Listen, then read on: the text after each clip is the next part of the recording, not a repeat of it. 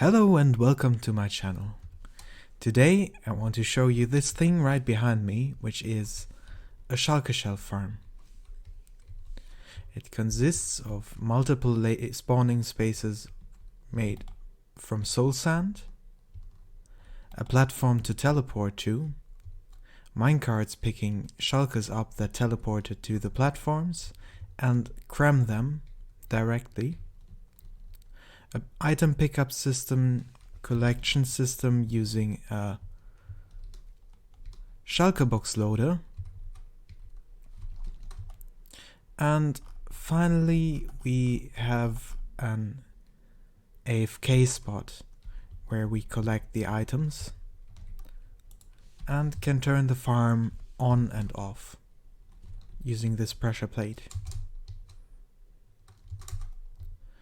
Additionally, there's also a large cage around the farm so that when you fly by the farm you don't actually take any damage from shulkers shooting at you. Some general info about the farm. The rate of the farm is somewhere between 11.8 and 11.9k shulker shells, meaning it's slightly below 12k shulker shells per hour. The farm is not maxed, meaning that you could make it faster, and it's currently limited by its rather small size. You need more spawning spaces, like a second module in the bounding box below, for example. It's also not specifically laggy or anything. We are at 23 MSPT and my PC is pretty garbage, as you can see from its stats, meaning that your server won't have any troubles handling 2 or 3 of these farms. The mob cap also isn't filled. It's currently sitting at 55 and 37, 42, meaning you could easily fit a second farm below here. It won't have the same rates as the one above, but it will increase the rates drastically. The farm isn't unload safe. These minecarts will separate as soon as they are unloaded while they are moving, so you need to turn the farm off before you unload the area. The farm design is also scalable, meaning you can build this design or a much larger design, or even a tiny design like this, where you only have a few spawning spaces, then some place to teleport to, a bit of storage, and the killing mechanism. And this would work as well using the same principles shown before. If we turn it on,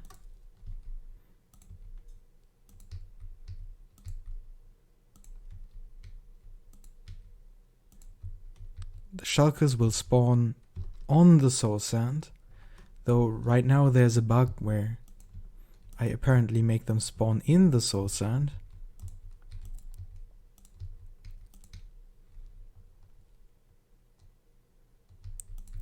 They teleport there, somewhere on the purple blocks, and get crammed. Then the items get collected here. This could be one of your first farms actually in your world. Of course, I'd recommend getting the iron from an iron farm because it still is a lot of iron, but you can actually do it without pretty easily if you mine a bit. Let's go over each component in greater detail. What we have right here is the spawning layer, which is inside the bounding box, and you need to place the spawning layer so that the bounding box is 1 block above the spawning layer, because the game checks the foot height of the mob it tries to spawn when spawning the mob, and checks if there's any special bounding boxes before deciding on the type. If you put it above, like 1 layer above here, you'd eventually just get an enderman spawning here, since it's just the normal end, not a special kind of bounding box above here. What's also notable about the spawning layers is that you can have a spawning layer, one air layer, spawning layer, and one air layer. And this is because shulker spawning is special. They don't really care if there's a solid or any kind of block above, as long as there is a block below that they can spawn on. Shulkers can even spawn inside of buttons, which is really annoying. Other kind of redstone isn't exempt from this rule either, so they can spawn in redstone dust, rails, and all those kind of things. Generally, shulker spawning is not affected by light, so you can place light sources around if you want to, but I didn't see the need to. Generally, shulkers don't really enjoy being on soul sand, so they will teleport to the next block that they find they can teleport to. They also don't see soul sand as a block they can teleport to, which means that you need another type of block around for them to teleport anyways, anywhere. Oops. So we spawn a shulker that's on top of this soul sand, and if we give it any kind of other block in its range, which is 8 blocks in any direction, it will immediately teleport to there when it finds the chance to. Teleporting the shulkers, we need to make sure that they have a position they can teleport to. We also need to make sure that any kind of other position is blocked. Shulkers will teleport to any kind of block that is top solid, meaning it has a solid surface on the top. That includes trapdoors and all kinds of other things. A top trapdoor has a top solid surface, which means that shulkers, when they teleport, will even teleport to the bottom and stay there, regardless of whether there actually is a surface they can attach to or not. If we break this, the shulker will teleport somewhere else, probably to the wall, since it's closer to the wall now. We can block shulker teleporting by using buttons and placing them on all the blocks that we don't want shulkers to teleport to. We only need to do so in a 8x8 radius around the farm. This is outside the radius of the shulker teleporting, so this can just be normal blocks. For the roof, I have used bottom iron trapdoors, since I like them. No special reason.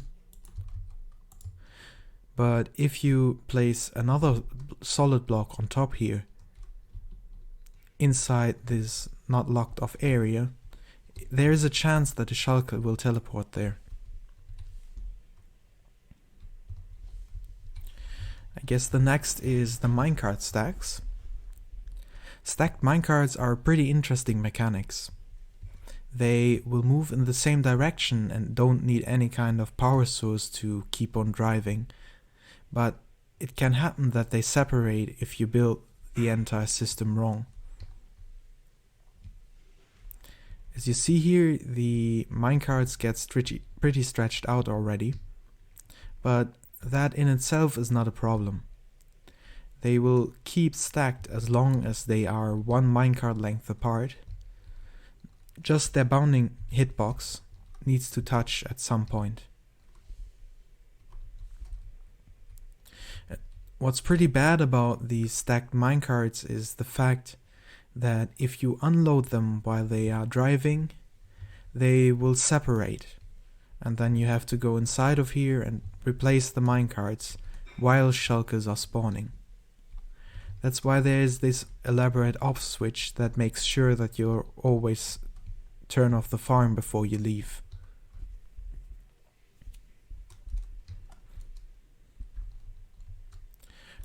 The dropper is pretty straightforward, nothing much to say about here. I used old school redstone because I personally think this is easier for shulkers than any kind of moving piston where I had to go to great length to make sure that it's properly protected from Shulker teleporting.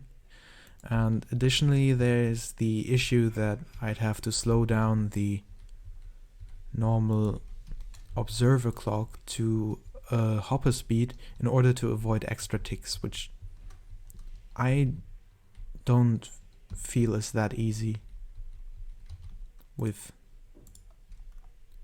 observer clocks. So I'd rather use an old style dropper system. There's also cobweb right below the dropper in order to center the drops right onto the dropper. If we test this out with cobweb, you can see that the entire stack is pretty much in the middle of the block here. That's to make sure that the drops always land on this block right here, and always go in this spot, and always go into this position right there. Without this, I would have to make some kind of collection system at the bottom where we catch any kind of stray drops that end up somewhere else. This is just diagonal water streams. They're pretty straightforward. This Shulker box loader uses a few new mechanics, most notably the scaffolding. The scaffolding is a unique block because you can put stuff on top of it, like this comparator, and it also doesn't transmit redstone signals, and it doesn't attach to slime. But what you can do with it is, when this piston extends, this scaffolding right here will turn into one that doesn't have a bottom. Right now it does have no bottom, and now it turns into one that doesn't have a bottom. This is important because scaffolding breaks after a certain distance of only having these with a bottom. That means it updates its neighbor, which in turn updates its neighbor and updates the scaffolding above. And that update can actually get detected by pistons. So as a secondary function, this scaffolding transmits the signal that it got transmits the signal that the Shulker box needs to be replaced. The Shulker box that is broken just goes up here into our AFK area. The on and off switch was a bit tricky because Shulkers like to teleport to pretty much anything which has a top solid surface, which includes slime and all kinds of other related things. I also didn't feel like making a long redstone line and just placing buttons at the side or similar things, because I prefer to do it with slimestone. So what I did was place down a composter which goes into an observer, which powers this redstone dust, which then powers the powered rails here.